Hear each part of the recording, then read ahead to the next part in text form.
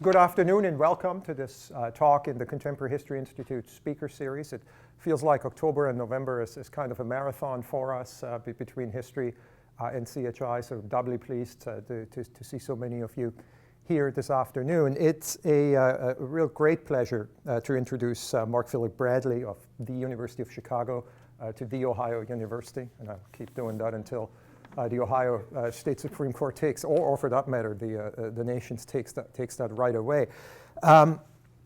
Mark Bradley has stood among the leading scholars in U.S. diplomatic and international history for the past decades, including a stint as president of the Society for Historians of American Foreign Relations. And for those of you who were at the earlier in the day noontime conversation about, in a way, the state of the field, I think you've gotten a kind of a taste for that breadth in that respect. Bradley, who earned his PhD in history from Harvard in the mid-1990s, is the Bernadotte E. Schmidt Distinguished Professor of International History at the University of Chicago, where he also serves as Deputy Dean for the Division of the Social Sciences and as Faculty Director of the Pozen Family Center for Human Rights. Professor Bradley has published widely on decolonization, postcolonial states and societies, U.S. foreign policy, human rights, and a range of related issues. His books include Imagining Vietnam and America, The Making of Postcolonial Vietnam, which appeared in 2000 and won the Harry J. Benda Prize from the Association of Asian Studies. Vietnam at War, which came out of Oxford University Press in 2009. And The World Reimagined, Americans and Human Rights in the 20th Century, which is a 2016 book. He's also the co-editor of 3 books and currently engaged in the grand project of a 4-volume Cambridge History of America and the World, which has a mere 135 contributions, so chapters. So there's a lot that goes into that.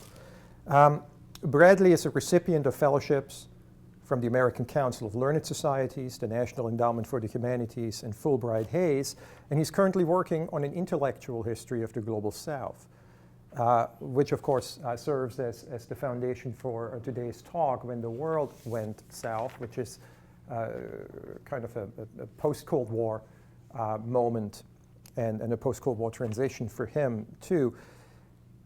Before we get into the talk, which is about 50-minute presentation followed by time for questions and answers, I briefly wanted to plug our next talk, going back to the marathon remark. That is this coming week, Thursday, an evening talk, an endowed lecture in the Baker Peace Studies program by Marianne Peters, retired ambassador and current CEO of the Carter Center, who will talk about the role of nonprofits and non-governmental organizations in diplomacy, and in fact might well pick up on many of these issues about an emerging global South from a different perspective. So with that, I hope you'll join me in welcoming back Mark Phillip Bradley to Ohio University and the Contemporary History Institute. Thanks.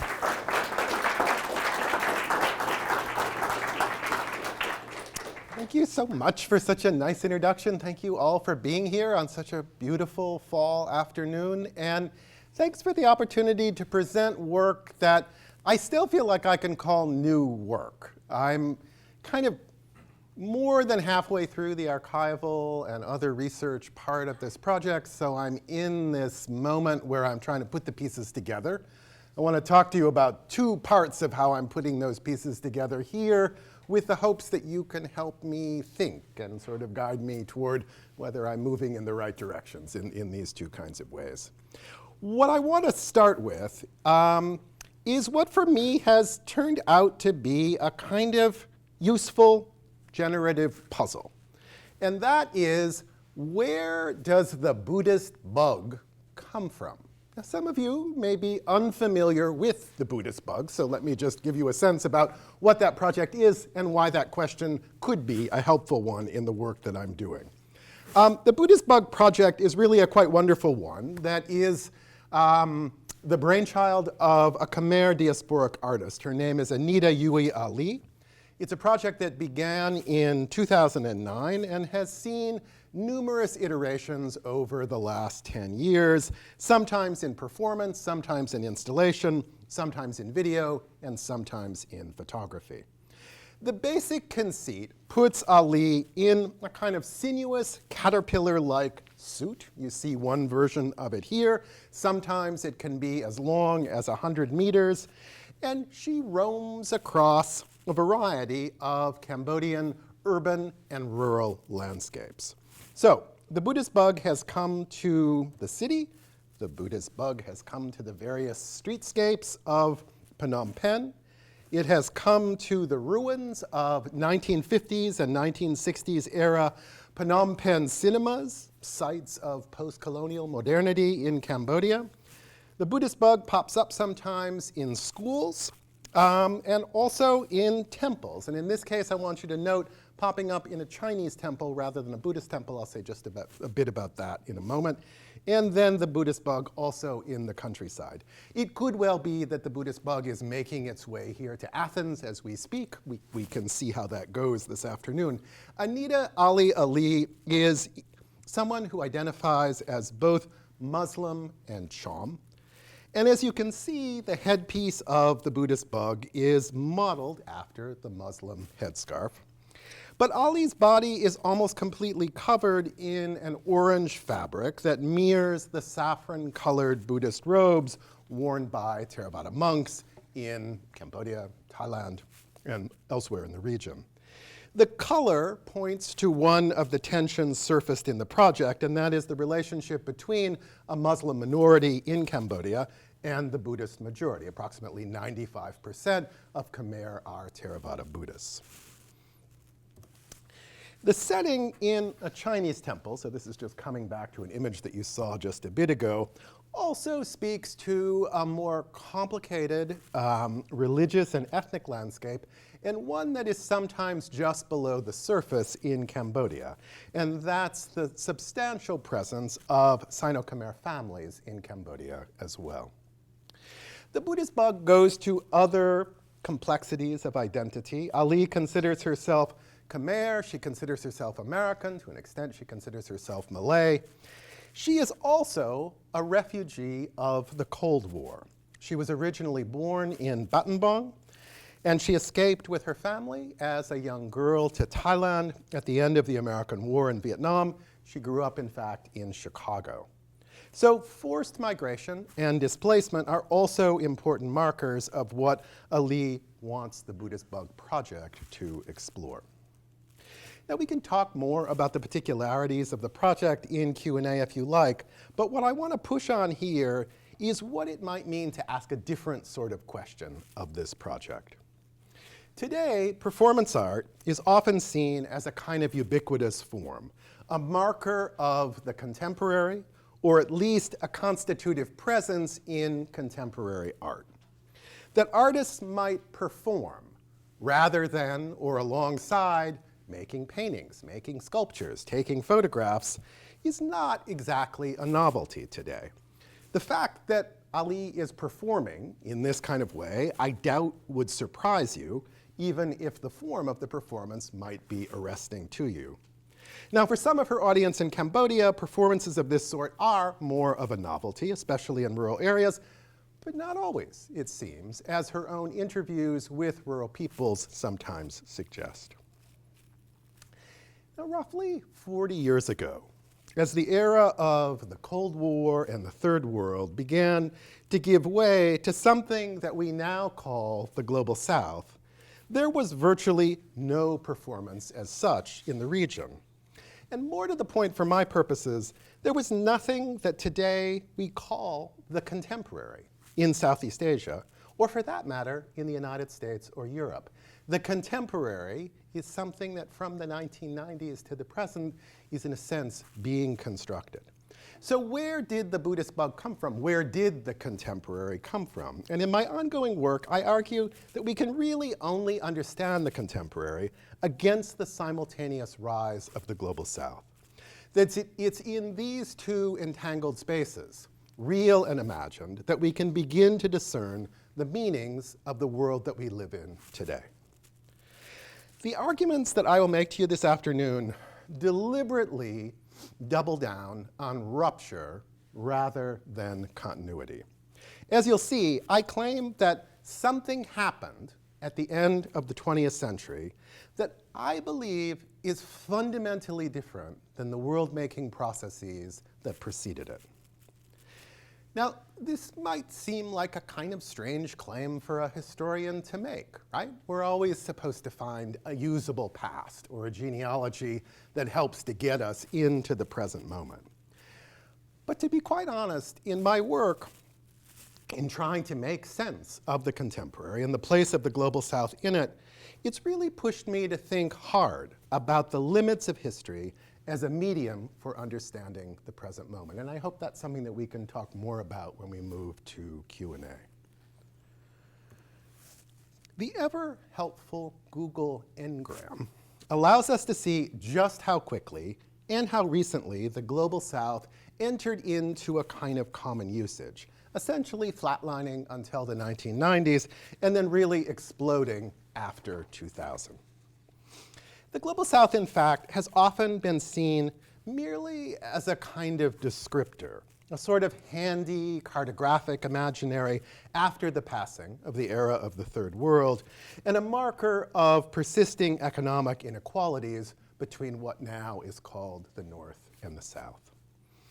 I want in this book to make a more capacious and critical set of claims for what constitutes the Global South, the forces that set it in motion, and the kind of work that the South does in the world. In doing so, I move between the arenas of international politics and the global art world to ask how new vocabularies in the South began to remake understandings of the political, the social, and the cultural in our times. I situate the rise of the Global South in a set of late 20th century upheavals in world order and shifts in global consciousness. So, the fall of the Berlin Wall in 1989 and the collapse of the Soviet Union in 1991 signaled, as all of you know, what one scholar I think has nicely termed, quote, the decomposition of the Cold War, and with it the diminishing power of third worldism. But beneath these more familiar moments of historical change were even more sweeping ruptures in the international structures and global affect that first emerged in the early 1970s. In that decade, the intensification of global finance capital, shifting patterns of international migration, of which in fact Unita Ali's story is one, and the transnational diffusion of new technology and new media begin to reorder the relationship between sovereignty, territoriality, and state power in ways that would ultimately shape how the Global South was conceived. Just as important, it seems to me, is the coming of a late 20th century effectual turn, in which new commitments to the authenticity of lived experience and to testimonial truth began to remake the form and content of global political and moral interventions. So it's against these broader transformations that the Global South is at once a contested space for remaking global politics and culture, but simultaneously can be an everyday way of being in the world. I'm approaching the Global South essentially from two vantage points. One is an aerial history that seeks to uncover the ideational transformations that set the South in motion. At the same time, I'm working on a bottom-up case study situated in Southeast Asia that tries to lay bare some of the tensions and contradictions of what this moment of the Global South means, as well as being attentive to some of the new emancipatory spaces that get opened up in this era, both in a political and cultural realm. The first part of the book will trace the larger meanings accorded to the Global South in the United Nations and the growing presence of the South in the contemporary global art world, this largely happening in the late 20th, early 21st centuries.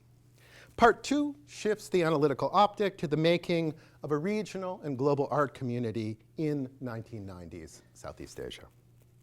So the primary source base that's informing this work draws on research in more than 40 archives from around the world. At the same time, I've undertaken studio visits and interviews with more than 100 artists and curators in Southeast Asia, and immersed myself in the images and the writings and ephemera of over 60 international art exhibitions from the period of the 1990s forward.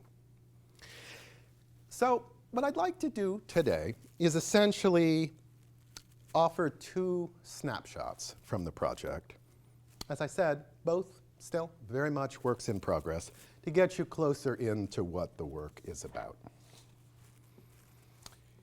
One way that I begin to recover the political and social lexicon of what has come to define the Global South is through the annual September ritual of addresses by world leaders before the General Assembly of the United States. Now, as we all know, this round of UN General Assembly addresses had a particular resonance for the world. I think the Ukrainian business was emerging against this particular year. So sometimes these, have a kind of special prominence, sometimes less.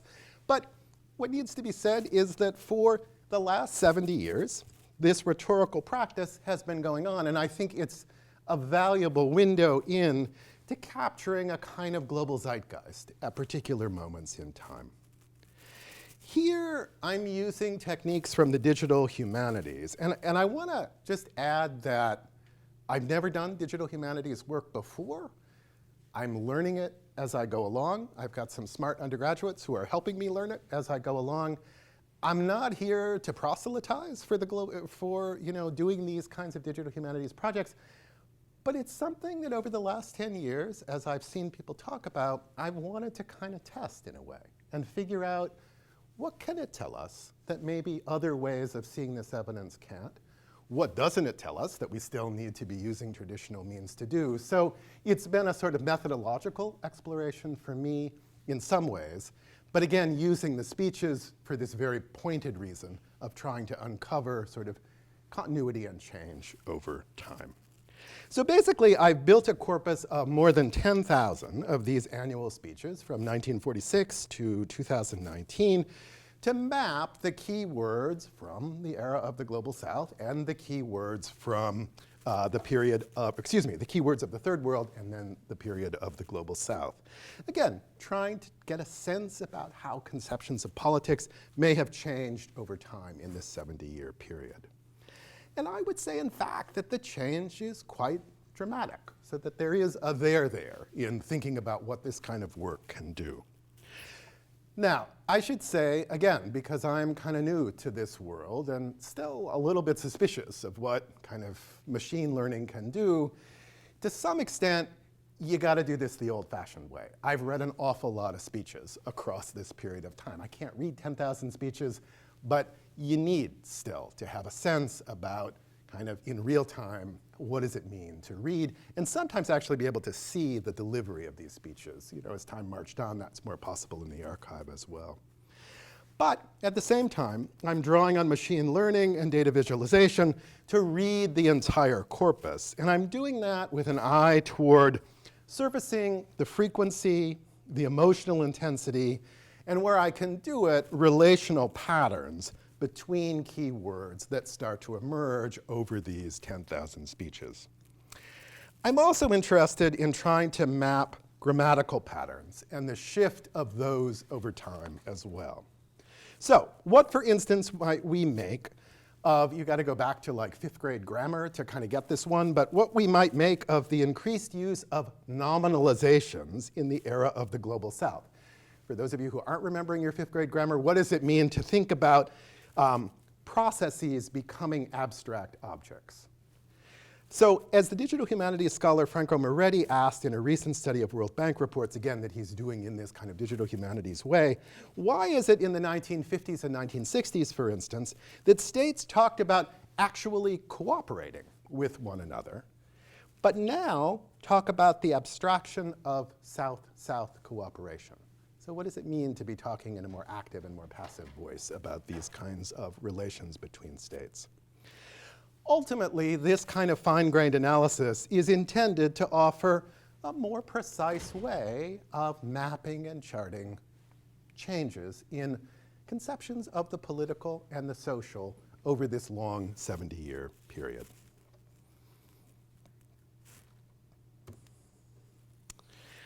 Again, it's all a work in progress, but here's some of the raw data that points to broad brush changes in vocabulary over time and space. Think about the Global South states plus Singapore. So one of these things is like, what's Global South, what's not Global South? Singapore doesn't want to be in the Global South. Other people put them in the Global South. So we're having some category troubles. This one is just ignoring, we don't know quite what to do with that. It's not just that state that it's hard to know where to put. But more importantly, what you see is some words, or more precisely in the language of the digital humanities, word stems like secure or econ and govern are constants over this period of time. But the use of words with stems like sustain and human pop up with new frequency in what I would call Global South time, and you can roughly see that emerging over these charts. And even words that are more constant, like stems around govern, can take on different valences. To talk of governance in the era of the Global South could be quite different than talk of governmentality, for instance, in third world times. The same is true with secure. So the sort of next level of this for us, and we're kind of in the process of running little experiments about it, is that if you can run, again, with the machines, an equation n plus 5. So n is like, you want to have a sense about govern. And you want to have a sense about 5 words this way or that way in a sentence. What kind of word clusters are starting to emerge around that concept?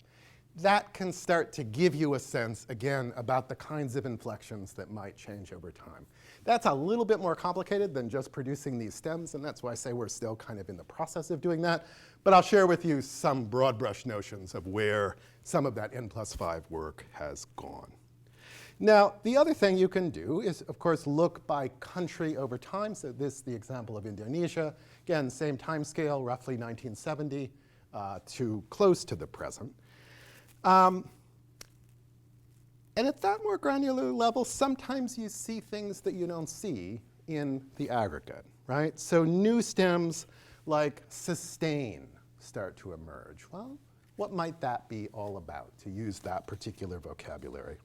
And also note the stems around dialogue in 2005 and 10, thinking a little bit about what that's doing there. It's not in other places. Again, this is all like it gives you things to think about, right? Patterns to look at that you might not, reading speech by speech by speech, ever see connections between.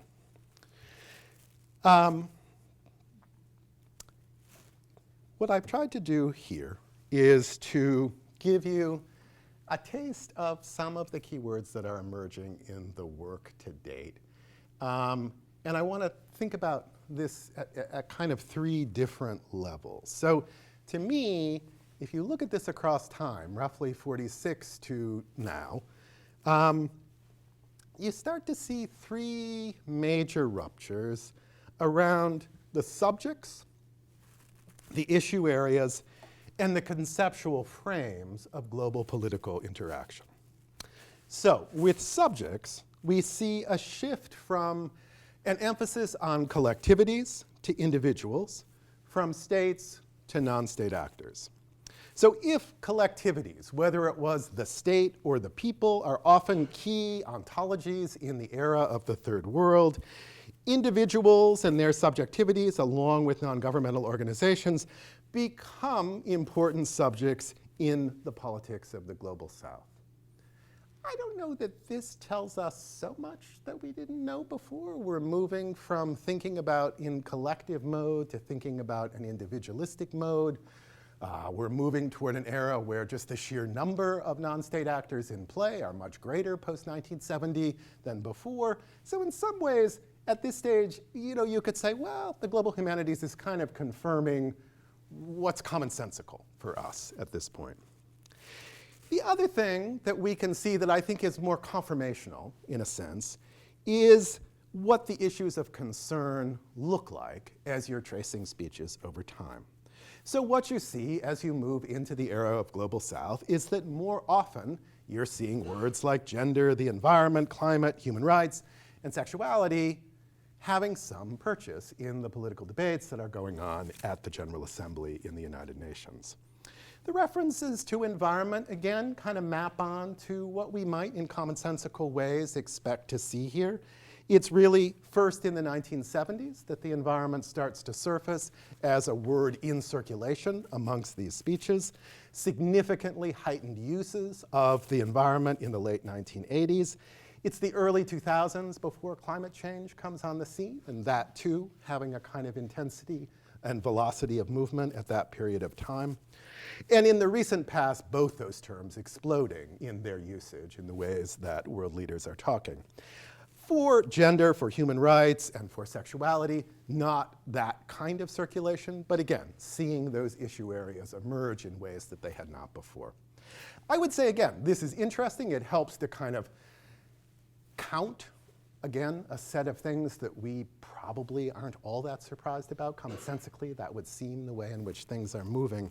Where I think the project really gets us into a new space that might be harder to see, because I don't think it is necessarily commonsensical, is that there are fundamentally new ontological categories at the turn of the millennium that are reordering how actors both in the global north and the global south think about the political and think about the social. Amongst those are words like hybridity, sustainability, resilience, and capabilities. That is not the language of the era of the third world, or if it is, it's a one-off, right? But by the time you're into the 2000s, this is a common set of vocabulary that's being talked about in connection to these bigger issue areas that we were seeing here, right? So you don't necessarily see those words. These are the N+5 words that you start to see around a set of issues. So the notion of capabilities, which is among the most frequently used sort of helper keyword in this, in UN speeches after 2000, and a set of embedded concerns in what it means to talk about capabilities. So concerns about individual rather than collective well-being. I think is one illustration of this sort of broader effectual turn that I was talking about at the start of the talk, that there's something different effectually about the ways that people are seeing relationships as you move into this period after 1970, one that's privileging individual experience in particular kinds of ways. And so a word like capabilities, as I'll try to demonstrate in just a minute, becomes a good way of seeing how that shift is moving through political discourse. I can't talk about this for a super long time, but the way I want to kind of do work around the word of capabilities is through a kind of short history of what's called the Human Development Index that began in the 1990s. So this was a UN project led by social scientists from the South, including the Nobel Prize winning Indian economist Amartya Sen, that broke with prevailing econometric conceptions of poverty and development in the era of the third world to claim that it's the capabilities of individuals to be something or to do something that were, in the end, a superior measure of human progress. So in the early iterations of the Human Development Index, the whole thing was pretty tight around life expectancy and education levels, along with gross national income. So gross national income would have been how people were thinking in an earlier era. Now we're introducing life expectancy and education into that. And that produced, as you see here, these various indexical categories so that the Human Development Index could essentially rank countries up and down about how that would work. As the project has moved forward, and I'm not sure how far I'm going to go with this, but as you move into the 2000s and to the present day, the indexical categories that the project is working on have grown wider over time. And so now indexes around health, indexes around international integration, indexes around environmental quality, indexes around social and economic sustainable development, indexes around human security and gender and well-being. Again, echoing a lot of the vocabulary that you're seeing in the General Assembly more generally, but in this very indexical form. So this is the Gender Inequality Index. So this is one of these newer indexes that's kind of spilled off of the Human Development Index. And it illustrates, I think, quite well the increasing intricacy of these technocratic measures. But I also want you to just let it kind of wash over you in a way to think about the kind of subjectivities that are revealed by this sort of indexical approach too. So indexes, as I'm sure most of you know, are composites that are built on existing data. Big data projects that essentially push local knowledge and experience to one side. As indicators, they're presented as unambiguous, and they are grounded in the certainty of numbers. But in fact, as Bruno Latour's work and others suggest, if you're thinking about the social production of scientific knowledge, if you're thinking about the ways in which actor network theory work, these indicators really just reflect the social and cultural worlds of the organizations and regimes of power that create them. So what I'm keen to understand in this part of my book is how specific indicator categories are constructed in the era of the Global South, especially these indexical measures of capabilities, because that's what's often glossed as essentially indicators of perceptions of well-being.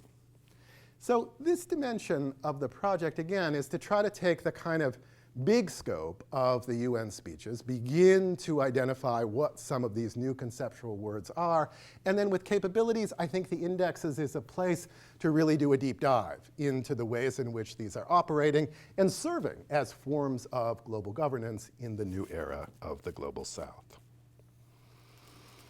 Okay, so it might seem that we're kind of a long way from the Buddhist bug at this point, and I want to nudge us back in that direction now. As I mentioned at the outset, I'm interested in seeing how new political, social vocabularies in the Global South come into being in this period of time, and I want to do that in what I see as a kind of entangled space of both international politics and the global art world. One striking phenomena of the late 20th century and early 21st century is the growing and increasingly central presence of artists and writers and filmmakers from the Global South in global culture.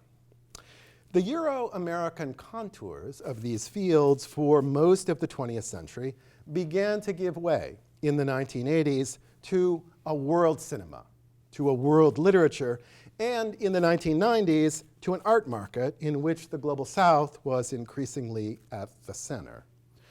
We're in a moment now, for instance, that many people would argue, and I think rightly so, that the Chinese artist Ai Weiwei is essentially the Picasso of the 21st century.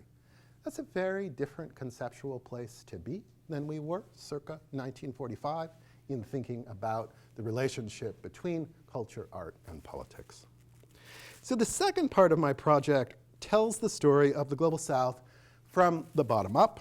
It's a case study of the making of the global art world in Southeast Asia. I came to Southeast Asia in part because that's an area of the world that I've worked on in other projects that I've done. But I also think that the choice of Southeast Asia is a way of bringing a wider range of readers potentially into the work of the project. The region's historical burdens and its geographic, religious, ethnic, and political diversity inflect the creation of global art in the region. And in that way, I think it's a particularly resonant place to explore a kind of everyday ways of being in the Global South.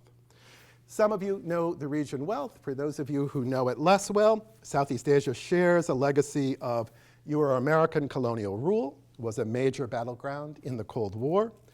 In staging the Bandung Conference in 1955, it provided a kind of foundational location for expressions of third worldism. The largely Islamic and Christian island world and the Buddhist mainland of Southeast Asia are now home to a complex political landscape that runs the spectrum, really, from democratic rule to soft and hard authoritarianism.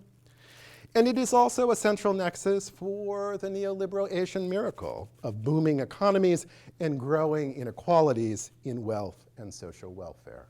So in one place, you're able to capture a lot about what it means to live in the present moment in the global South. There are three dimensions to this part of my work.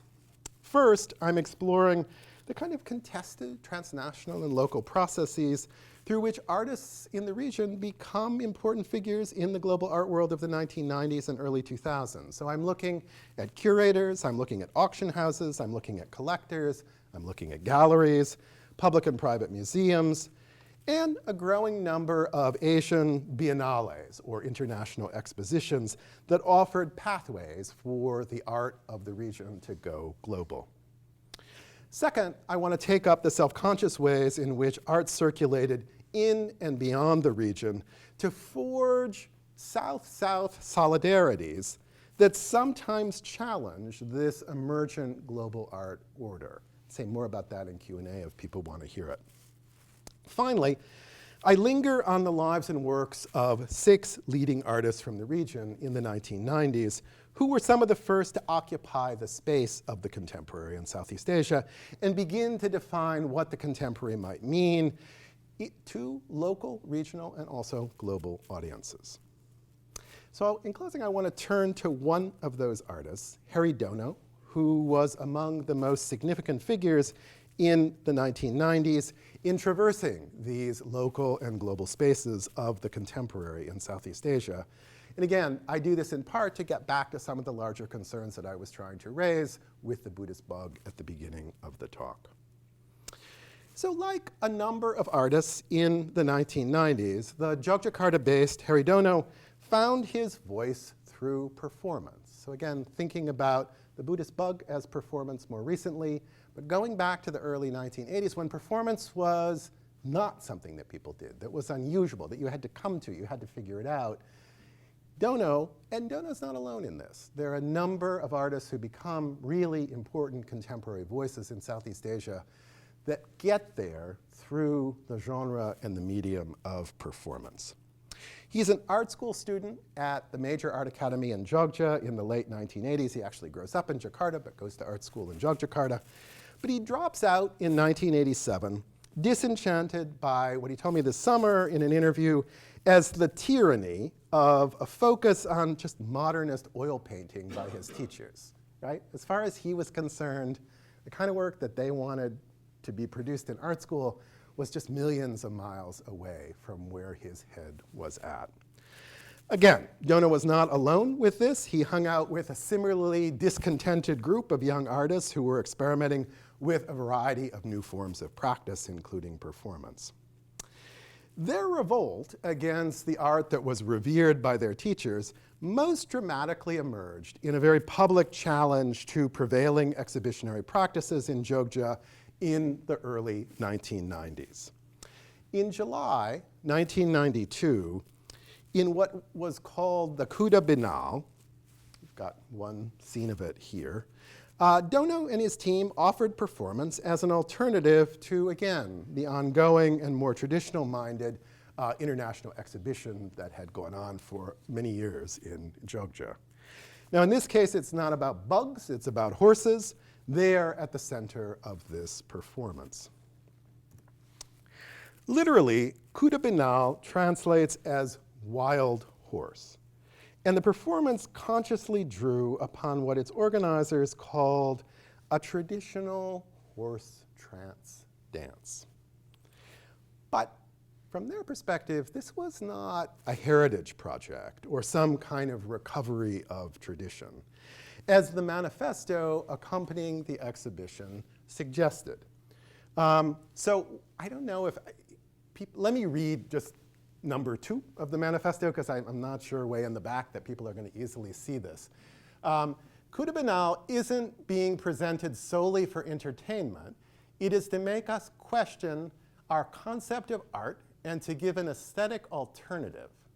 It is also to encourage us to value art as a normal part of our lives and to remind people of the many dimensions of truth. So there's a programmatic thing going on here, a very definite programmatic thing that's going on with the Binal. Also interesting, I think, to note that the program, and this is from 1992, it's in Bahasa here, it's in English here, so already trying to think about dual audiences, who these artists might want to be reaching at this moment.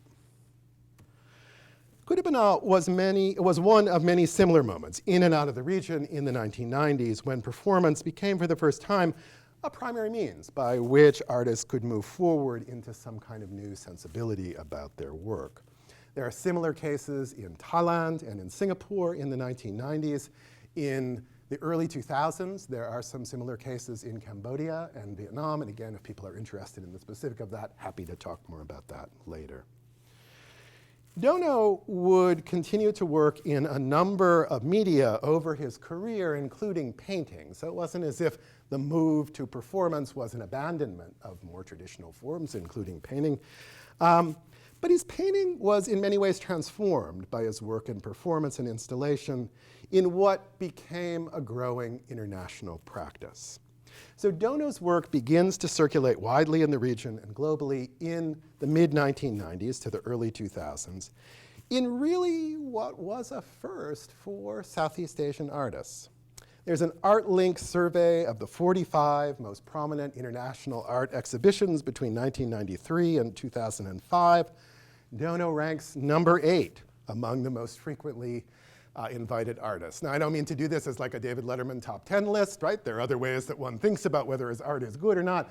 But what I want you to think about there is just, there would have been no circulation for any artist in Southeast Asia with that kind of density in Europe, America, and Asia in the period before the 1990s. So something's changed about the ways in which the international art world is configuring itself. And if the international art world and thinking about contemporary art and what it means to be the contemporary are all being co-produced together, the centrality, really, of voices from outside a Euro-American tradition in staking certain claims about that.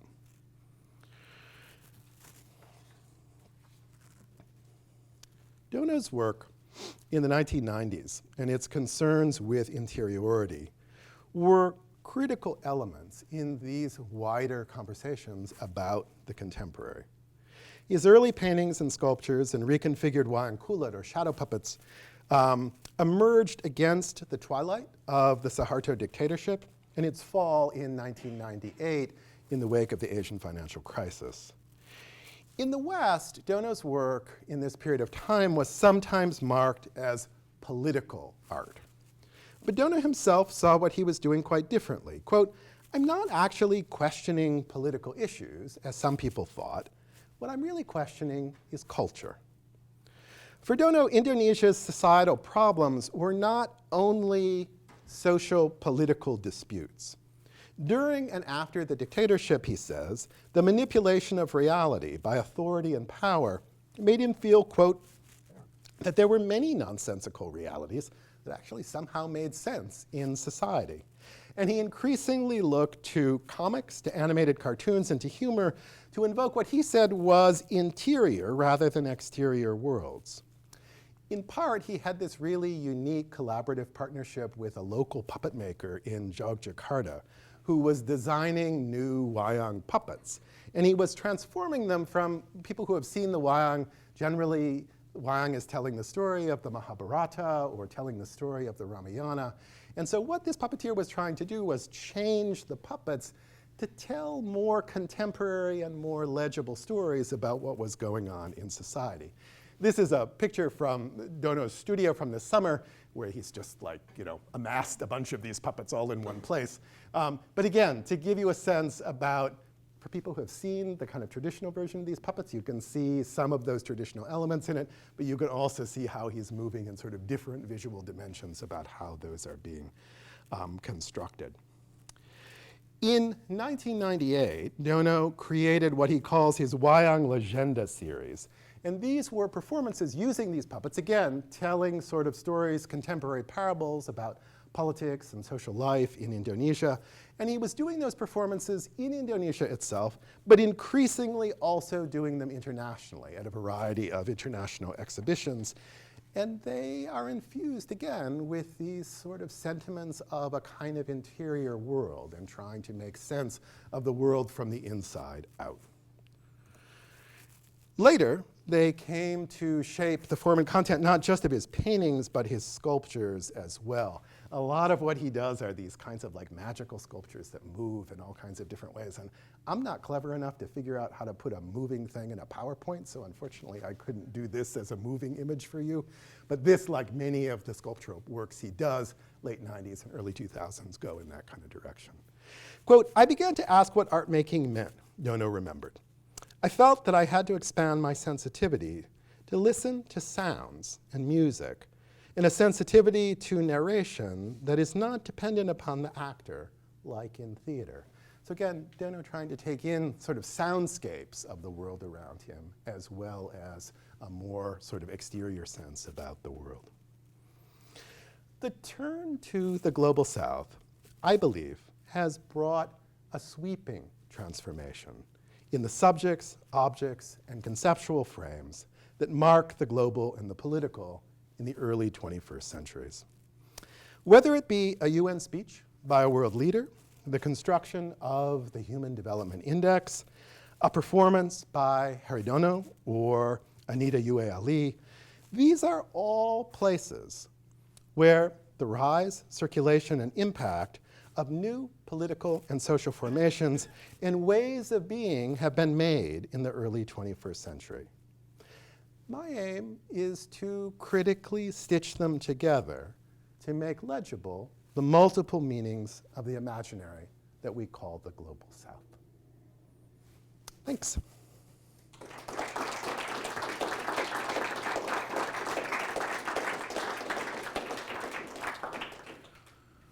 And happy to think about questions and comments and yeah. The use of those words, can you predict political activity? The emergence and use of them? No, you know, that's a great question because I gave this talk about 6 months ago, and it was a different but similar question. And the question was, why are you looking at UN General Assembly speeches? Why aren't you looking at Security Council speeches?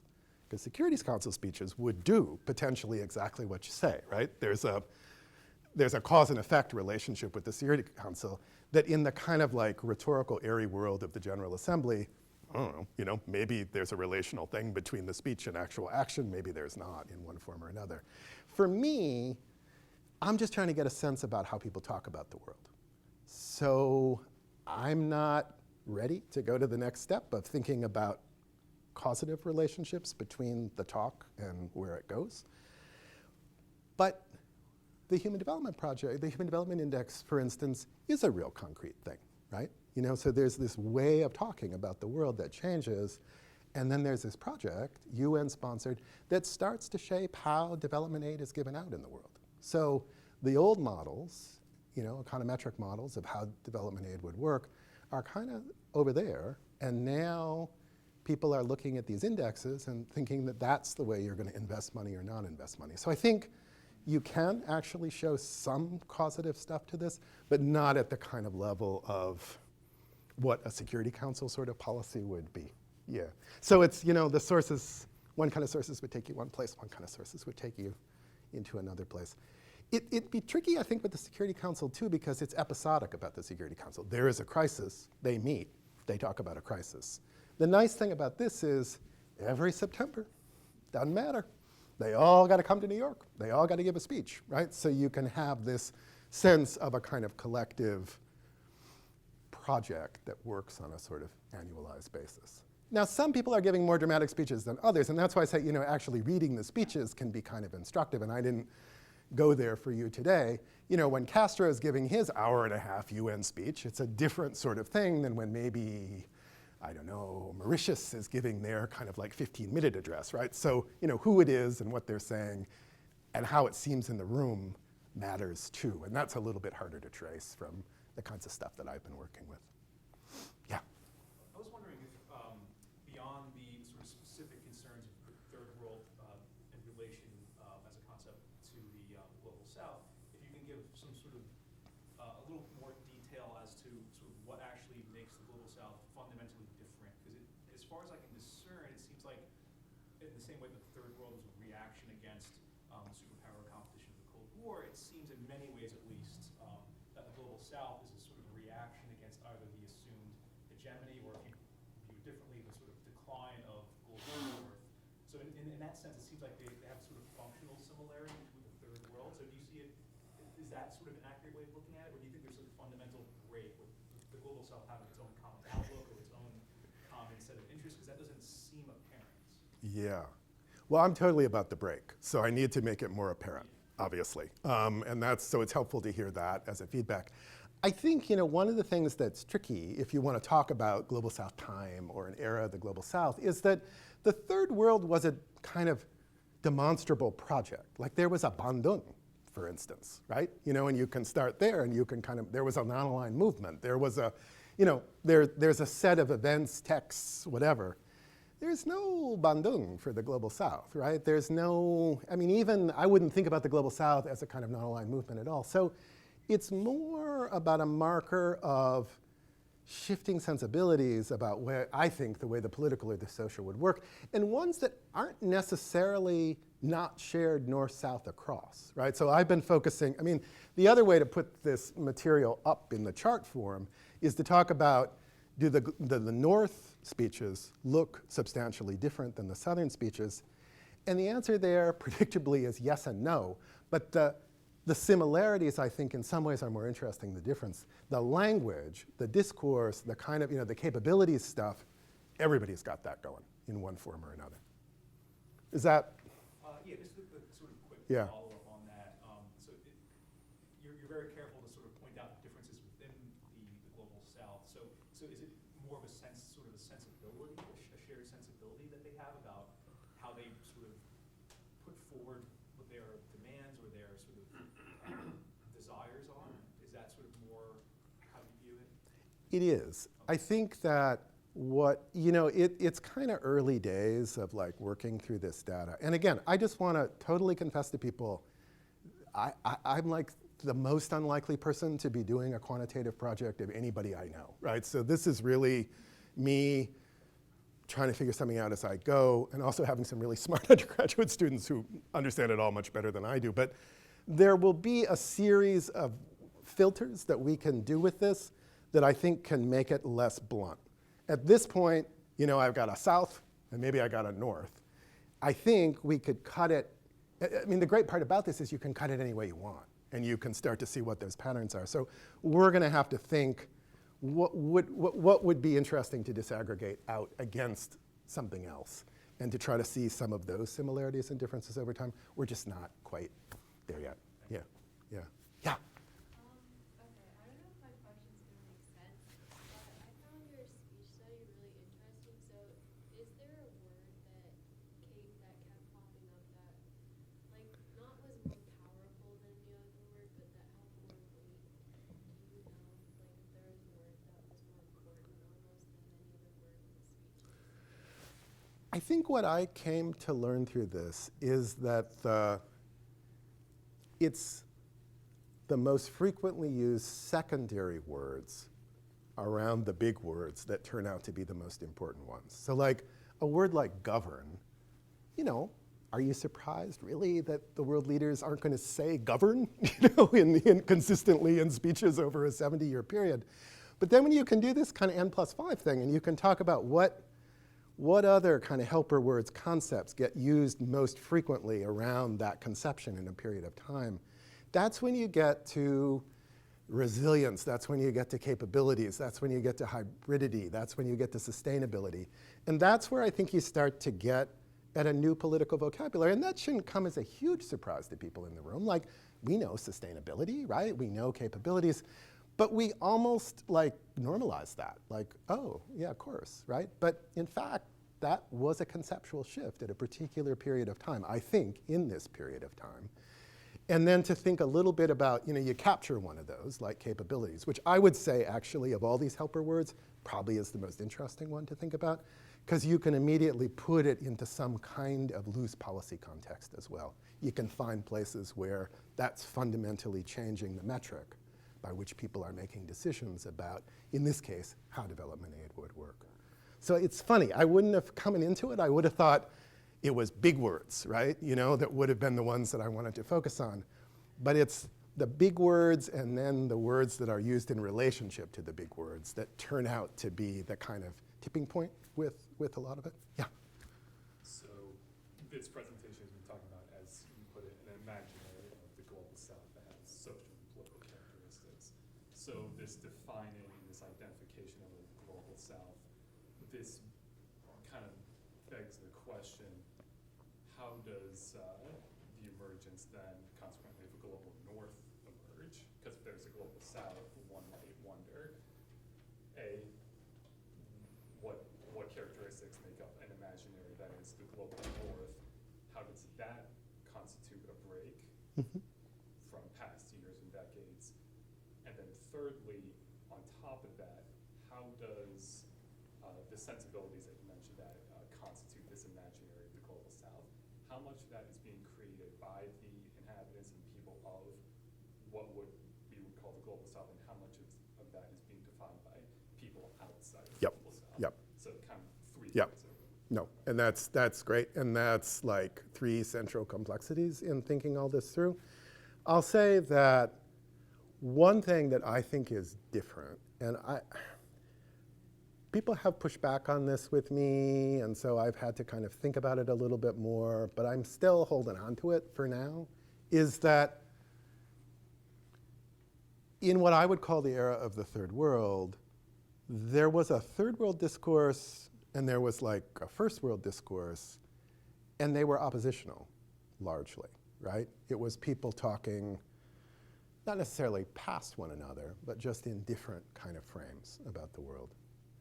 What seems to me different about kind of Global South time is that the very categories that now have become fundamental conceptual categories in the North or the South are not only being produced in the Global South. So it's not just that like the North goes south, comes up with these categories for the South and then imports them back, that there's a kind of co-production of what these are about. Now, some people will say, okay, Mark, right, really, Amartya Sen, like that's from below, you know, you're talking about a kind of elite that's moving across these various societies, you know, is there a kind of what's South and who's doing that kind of talk? And I think that's something I've got to be thinking about and working out. But I would say, you know, it is a fact that you suddenly have this commanding figure from the Global South who is working out a set of conceptual language that becomes absolutely fundamental to how people are thinking about governance in both places.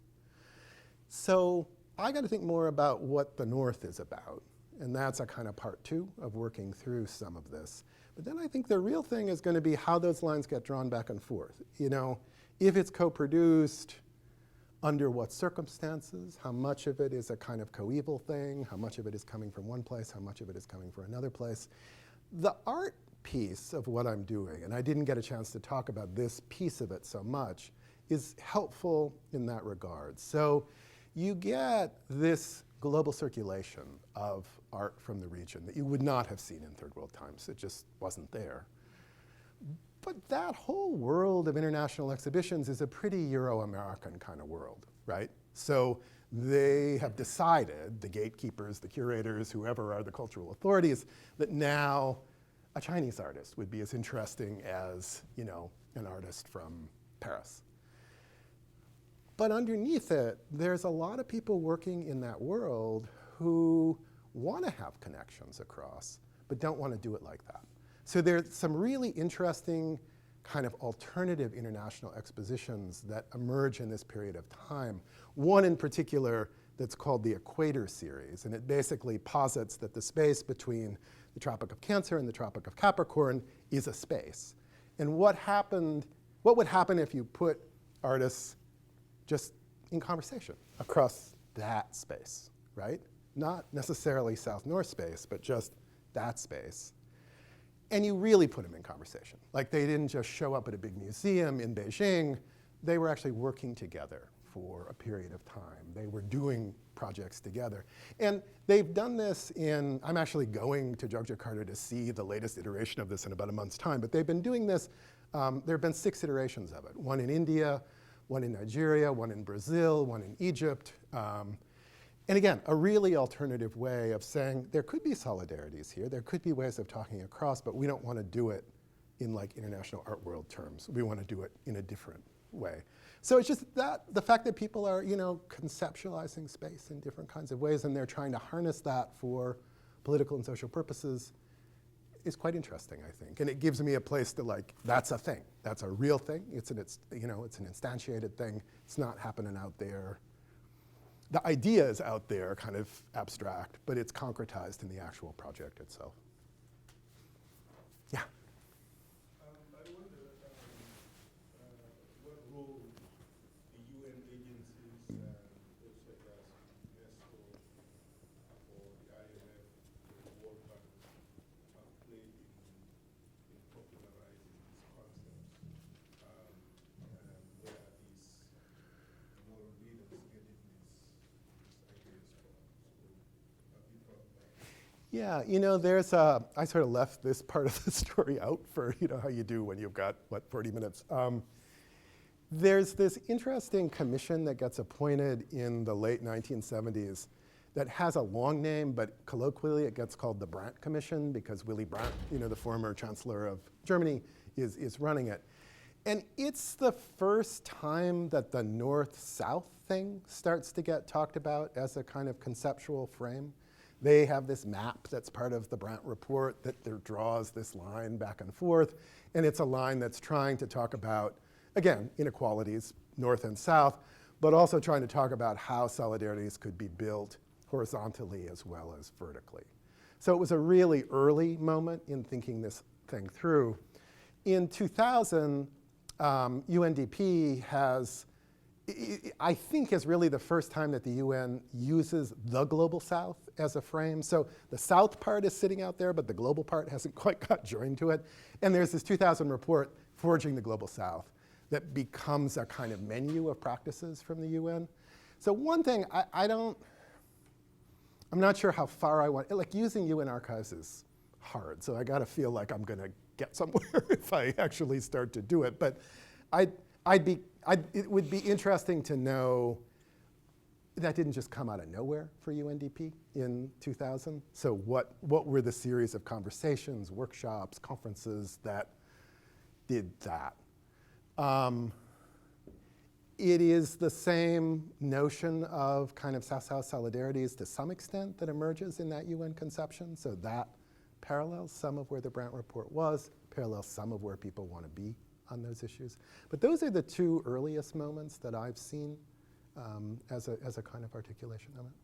So not so far back. I mean, really 2000, not so long ago.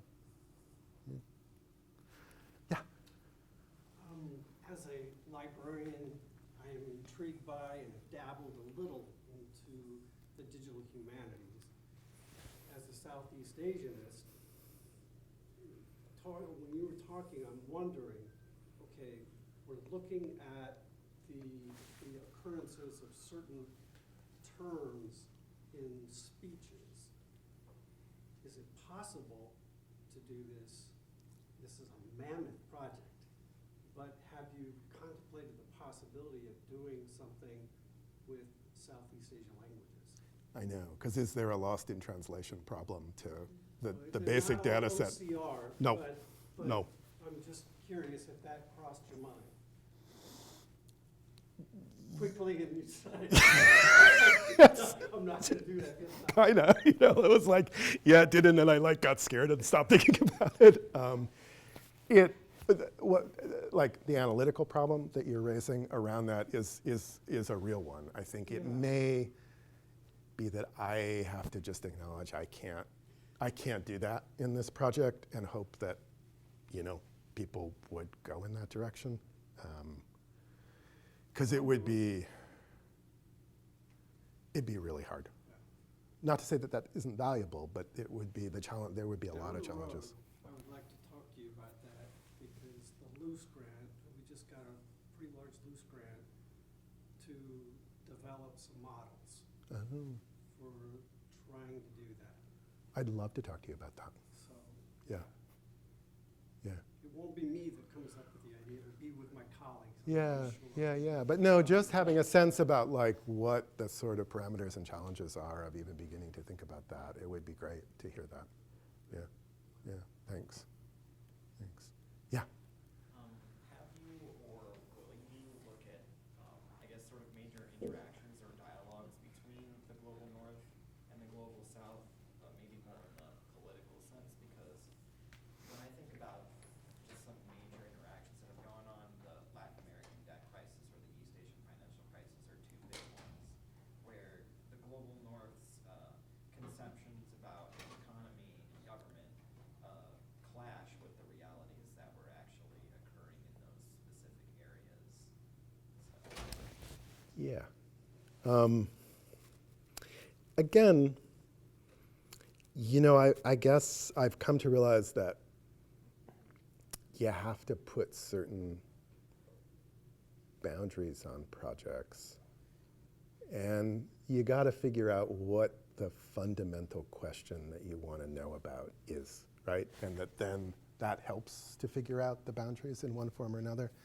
I don't doubt that that's a valuable exercise to do. And I'll confess that there was a point where I thought about a chapter of this might be a couple of international conferences around something. You know, it could have been Durban and race, it could have been structural adjustment, it could have been, you know, as a way to kind of see it play out. And then I realized that where I'm at with this really is at the level of trying to figure out vocabularies and new languages. And so there's a kind of implementation thing of that I can hint at in certain ways. That's why I'm kind of holding on to the Human Development Index, because it gives me some, you know, there for what it's about. But that I kind of have to be light otherwise, because then I can't get to some of the other places that I want to get to. And I think it's apples and oranges in some ways, but I think it is the art stuff that lets me get at a more granular level. And I think there is something interesting about having the two things in play. It's unusual to like want to do art and international politics at the same time. But you can go there, but then you can't go other places, I think. And so that was that's kind of where I've been more recently and thinking about. So again, you're quite right, but I don't think I can do it and do the other things that I want to do. Yeah, Chester.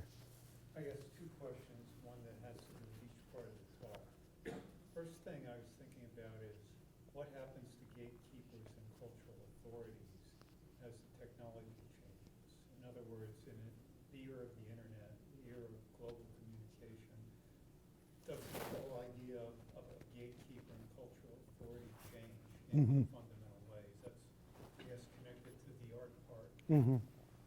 First part, you know, as I was thinking about the vocabulary and these various indices that one can construct, I couldn't help thinking about modernization theory in language and how if you were to go about constructing something like that in a Rostodian era, you would come up with a very different vocabulary. Yep.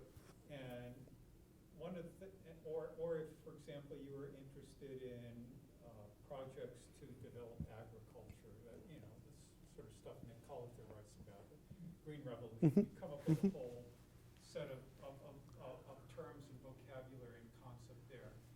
And I guess, you know, as a historian who does more policy, what I think about when I think about modernization and the Green Revolution is, yes, how they went about applying those models and how badly they worked and how flawed they were. And so the language is interesting and the concepts one has to understand, but also there are the results, the consequences of taking those ideas and those concepts and those indices and carrying them out in ways that often were quite destructive, not just failed, but really destructive. So I wonder, you know, how as a historian you would say, thinking about that language, what you're doing and trying to understand it and construct it and get a handle on it it has its value, but is that not a first step toward understanding how it's used or what consequences it has? sort of the conception there, but how it has further implications beyond that. I know you're going to put boundaries on the project, and I'm not suggesting you do that, but do you think about those things as you go about dealing with the vocabulary and the discourse? Yeah. I mean, I, for myself, don't see one or the other projects, sort of the ideas or the implementation, as being more or less important as historical objects of study. There's a sort of evenness to that to me. So I wouldn't critique somebody who is doing implementation, but simultaneously I would say, well, you want to do ideas, that's fine too.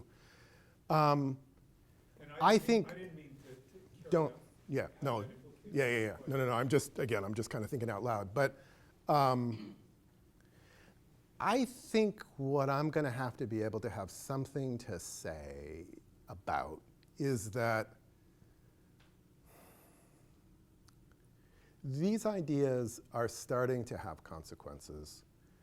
We don't know to the level that we know about, modernization theory, Green Revolution, all that kind of stuff. I mean, we just don't have the historical literature out there to do it.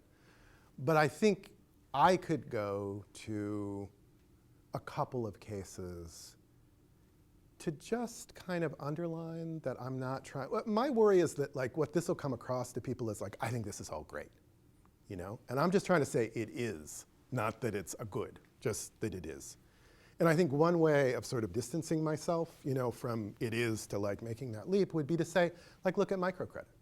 Microcredit would be, quintessentially coming out of this capabilities approach. And microcredit is an incredibly problematic and in some ways very flawed set of policies about thinking about how you're going to do development, right? So I think it would be possible, even without a kind of deep historical set of studies around microcredit, that I could be working with colleagues in political science and I could be working with colleagues in sociology to kind of get a sense about where would be some of these areas where you could talk about the fact that, the relationship between the rhetoric and reality, where it hits the road is often problematic. And I think that would be good for me to do, in a way, to just, raise that we're not in a brave new world. We're just in a new world. And I think that's it for me, right? So you don't want to write a book where people read it and think, I'm saying the brave and the new. All I want to do is say the new. And again, thinking about how to make that convincing. The first part of your question about how platforms change, over this period of time. I think one of the great things about, I've become the 90s is just skating on the edge of what you do as a historian, but one of the things that I think is really great about this project is that from 90 to the early 2000s, that world as an actual world that people inhabit, at least in Southeast Asia, fundamentally changes.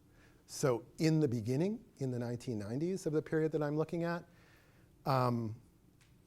so I was just in Australia this summer at the Queensland Art Gallery, and I was there because that gallery organizes one of the first every 3-year international exhibitions of Asia art that happened in the world. So I was curious about how that came about, And when you get into the archives, and I'd never used art archives like that, so it was kind of interesting just to think about that first, doing a military archive or doing a diplomatic archive, was that there was no email in the early 1990s.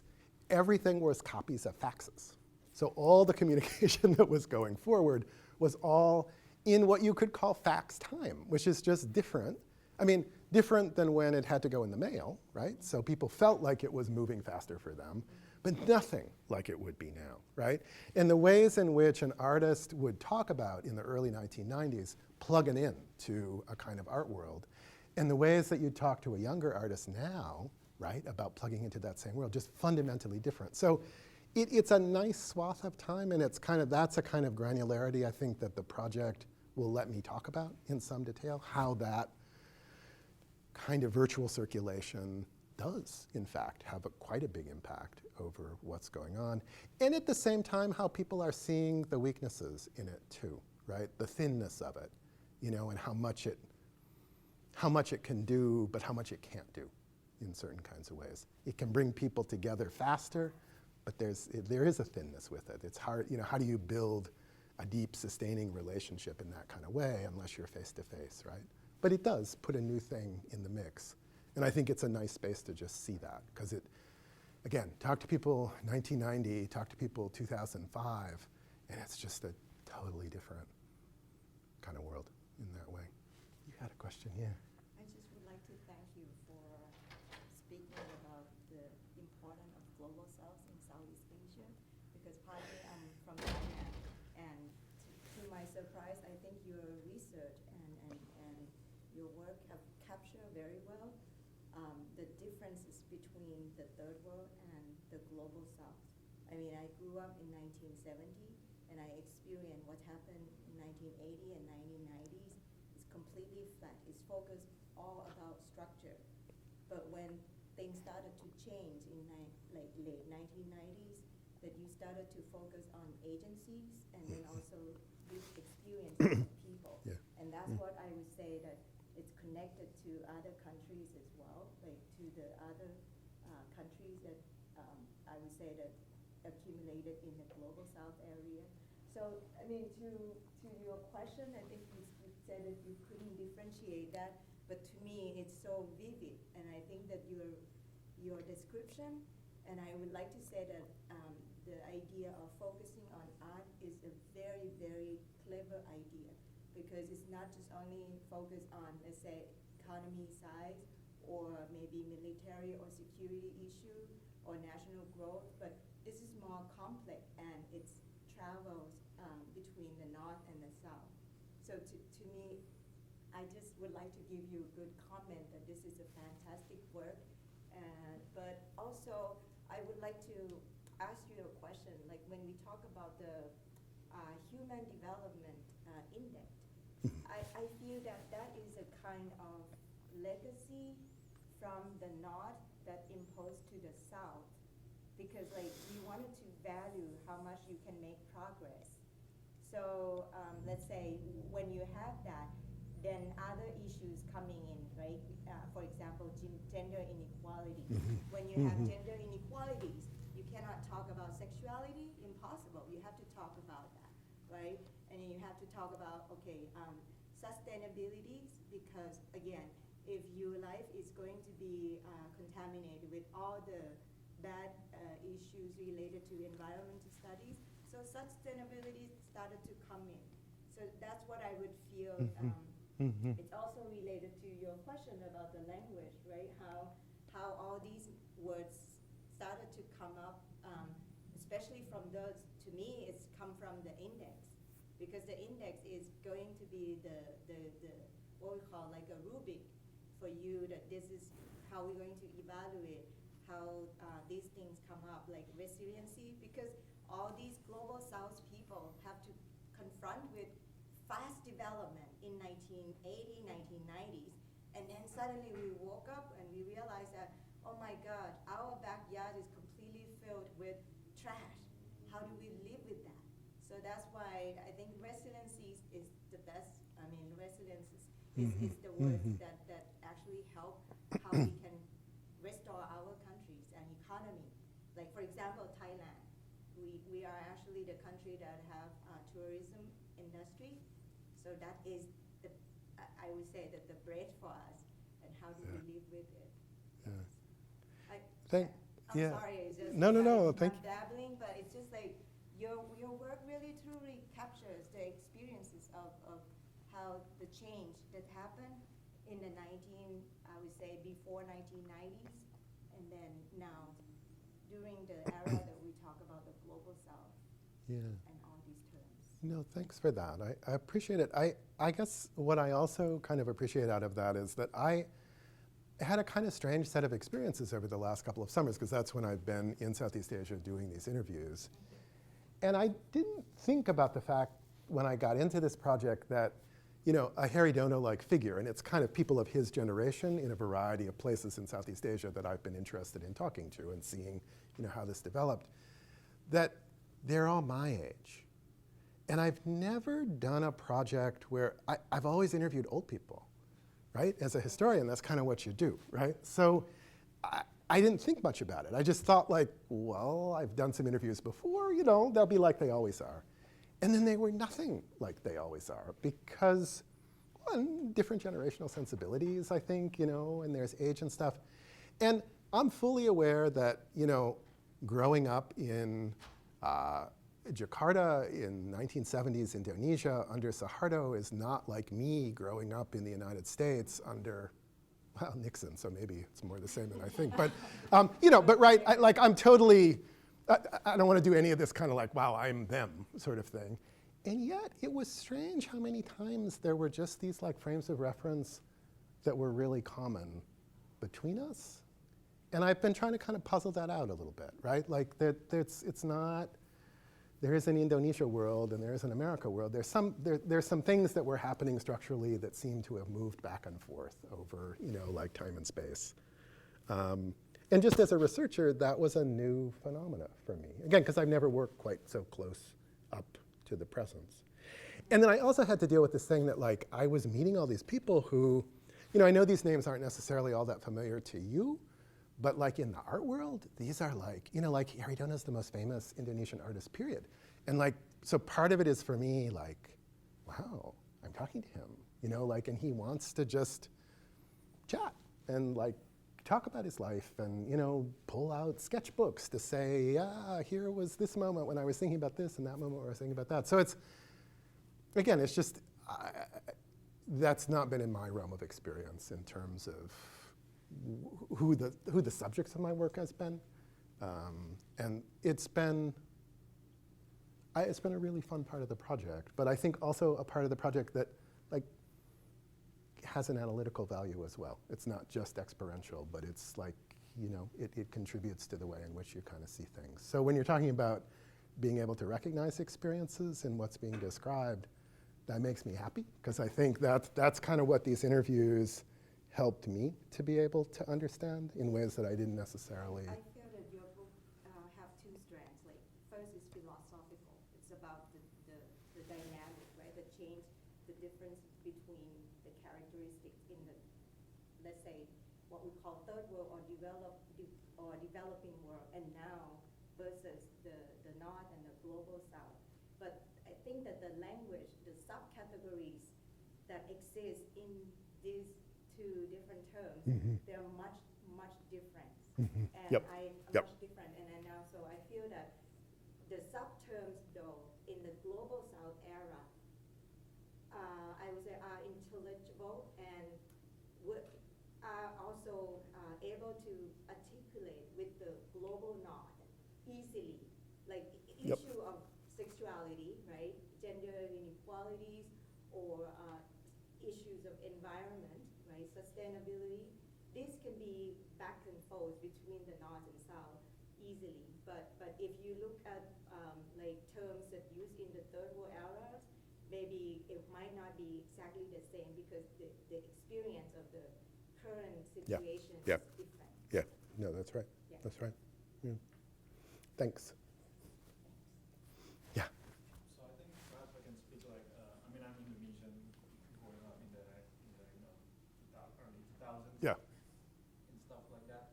But I think like, even to build up on what Fawn said, like I think perhaps like what I realized, like in many cases or in many ways, like it seems like for a lot of Indonesians, we are very fascinated by the indexes. Like it's there, like in the newspapers every day.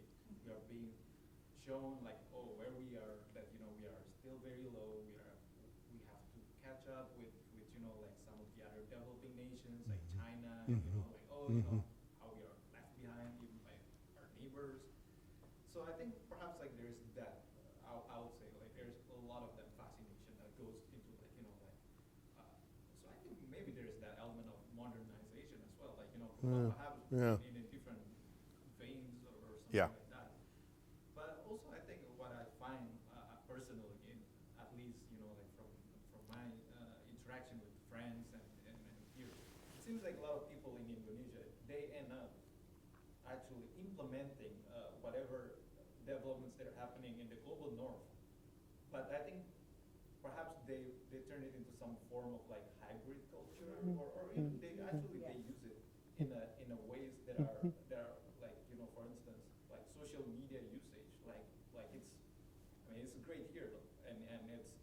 started from like the Bay Area and stuff like that. But once it enters Southeast Asia, like it literally is on steroids, and like Yeah, yeah. it transforms into something new. Like people are so into it, but I would say as well, like perhaps like there's that anxiety as well. Like like a lot of people in the like still in Indonesia and I think in the other developing countries, like I think they are cognizant about how like we are still behind, and we need to catch up.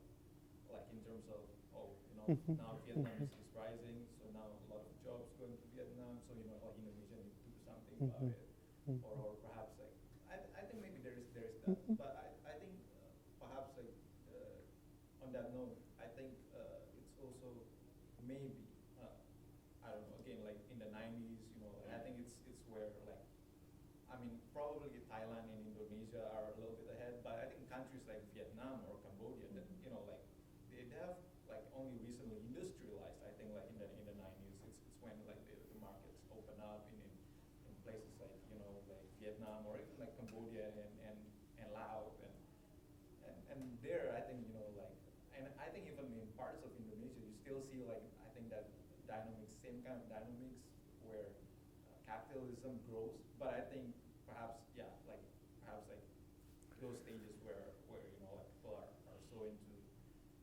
urbanization, gadgets, and things like that. Yeah. No, that's really helpful.